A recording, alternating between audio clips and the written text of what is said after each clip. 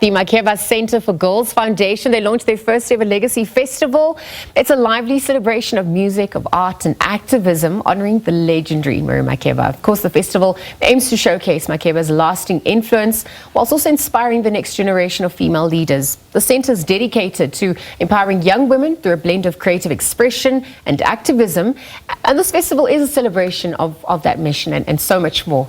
And they will be showcasing their music and art as well. So joining us to chat a little bit more about this is the CEO of the centre, a centre of Miriam Makeba, Prudence Mncube, to chat a little bit further. Prudence, good morning. Thank you for your time. How are you? Thank you so much. I mean, we obviously know her legendary status, the first female African artist to gain global recognition, carry the weight of our, the plight of what was happening in our country, have our voices known, and then use art as activism as well. Why was it so important to host this festival through the foundation? I think the most important thing that we need to talk about, apart from her music career, is the fact that she was an advocate for women empowerment, right? And the Miriam Makeba Centre for Girls basically is the home for that, right? She believed that every girl needs to be empowered through their dignity and they need to be sustainable, right? There's a lot of issues surrounding women in our country, especially, and she has a home, and she says that the Miriam Makeba Centre for Girls needs to be a home for these girls. We need to restore their dignity. We need to teach them and empower them to be sustainable as well. So through agriculture, through skills development, and through music as well. Absolutely. She was a symbol for resistance, and she also advocated so proudly for black identity, because she was a Pan-Africanist, and that is so important. She resisted Western dominance as well. Tell us a little bit more about why that's so important in this day and age. I think we need to go back. I always say, as a black people, we need to go back to our roots. We've become so westernized that we think we need to be told everything that we need to do. We need to be taught how to farm. We need to be taught how to make our own clothing. And that's all a black originality. That's who we are. That's an identity, right? Farming for sustainability was to feed ourselves, and these days we don't know how to feed ourselves without asking someone to educate us or someone to show us how to feed ourselves. And that's why we have a beautiful garden and a backyard farming that we introduced at the Miriam Makeba Centre. I think reopening centres is very challenging because of resources, but I think with the stakeholders involved, with the collaborations, we're able to make the dream a possibility. We've partnered with UNISA, we've partnered with the Thabo Mbeki School, we've partnered with the World Food Forum, and a lot of stakeholders and the Department of Agriculture. And all we're saying is that we need to go back to who we are. We need to farm for sustainability. And that's what we want to teach the girls that are also going to be living at the centre, that you don't always have to ask for things. So our goal in reopening the centre is to say, you need to be sustainable. You need to know how to survive. And black people's survival is through farming. It's through making your own clothes. It's through fashion and fabrics, and actually adapting to the 21st century as well. Yeah, and it's also about bringing that soul, that magic, and that's what the world is so desperately looking for at this point. It's to your point about embracing and implementing indigenous knowledge systems.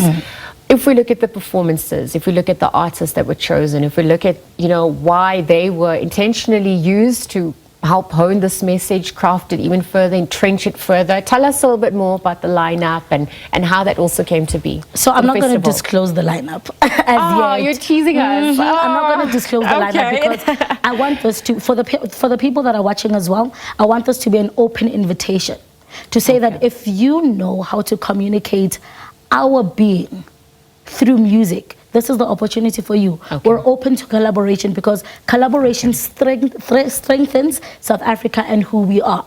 And basically that's what the Miriam Makeba Foundation is for. It's for strengthening and giving dignity to these girls. So it's very important that through music, and it's not just through music, so it's not just a festival that has music, it's a market. Right, embracing all forms of existing. I always say that the informal education is the one that is the strongest in the black communities. We rely so much on formal education that we forget that the informal education is the one that makes the farming possible. It makes the clothing possible. The sewing and the putting together of the clothing it's what makes it possible. So I think looking for the event we previously had the Miriam Mandela Day. We celebrated Mandela Day, and we also actually had the ambassador of Guinea coming on board to actually visit the center to say that I want to be part of this. I want to be part of reopening this legacy.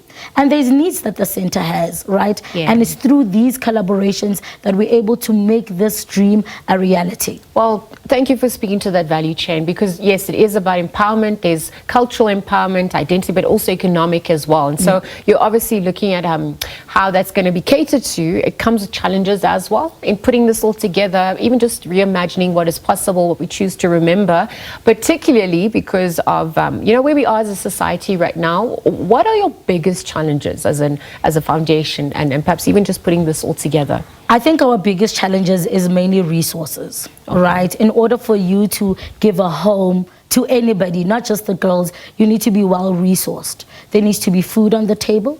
There needs to be education systems in place. So just resources. But I hope with the stakeholders that are there, we'll be able to reopen the center. Currently, the center is open for activities, but no girl resides there, because the center isn't conducive for the girls to live there. But we really do hope by the end of the year, everyone is going to come on board, and we're able to actually take these girls from previously disadvantaged communities and not just empower them with resources, but change their mindsets as well. Showing them that it is possible. You can be who you want to be, and supporting them through the process. So I think it's very important that we actually lay the challenges on the table and actually show people that Miriam Makeba actually lived the word that she preaches. Right? She actually lives the word. And personally, I strongly believe that South Africa needs psychological liberation, not only to comprehend self-worth, but self-identity as well, to be able to understand a person's being, their purpose of being on earth. And it's not just being black and thriving and screaming black empowerment, but also participating in the economy. And that's where the skills development comes into play. We don't just want to comfort the girls when they live there, but we want to empower them with skills development as well, so that they're able to sustain themselves. No, absolutely. How do people contact you if they want to be part of the festival, perhaps even come on board and be part of, staying at the center as well? Where else is information available? All right, so the number to contact is 084-771-2755. That's 084-771-2755. Okay. You can contact me directly. I'm always open to conversation. Okay. Or you can send an email at miriammakeba@yahoo.com. Okay, all right. Prudence Mncube this morning, CEO of the Miriam Makeba Foundation, just chatting to us, or Centre rather, for girls, chatting to us about their first ever legacy festival, but perhaps also the more long-term initiatives empowering black females, and perhaps also just helping us remember who we are, reinstilling that identity beyond the social constructs that obviously continue to pervade society.